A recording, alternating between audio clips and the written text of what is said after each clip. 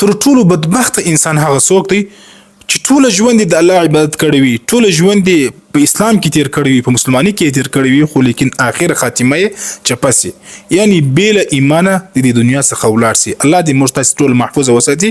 رسول الله صلی الله علیه وسلم به یو دعا غوښتله، یو دعا به ویله چې اللهم انی اعوذ بک ان یتخبطني الشیطان عند الموت.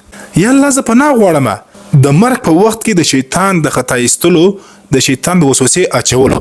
دا خبط چشته وایي، یعنی داسې نه وي چې مطلب زما خاتمه دي هغه بې له ایمانه وسي، زما خاتمه دي پر اسلام باندې نسي وه. خبط وایي کنفیوژن ته، یعنی وسوسه او شک ته ویل کېږي چې یو انسان کنفیوز سي، په شک کې سي چې یاره زه اوس کومه لاره اختیار کړم. او د اسلام په باره کې، د عقیدې په باره کې یو انسان ته کله کله شک راسي چې یاره دا داسې نه وي چې هغه دروغ وي، داسې نه وي چې هغه حقیقت نه لري.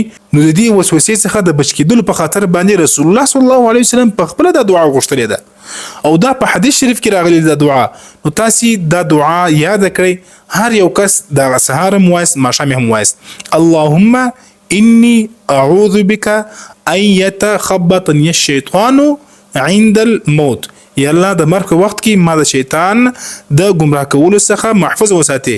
داسې نه وي چې شیطان د مرګ په وخت کې ما ګمراه کړي، زما لاره خطا کړي. یا الله ته محفظت وکړي. او تاسو ته معلومه ده چې شیطان هیڅ کله یو څوک هم نه پرېږدي، په هر حالات کې پر انسان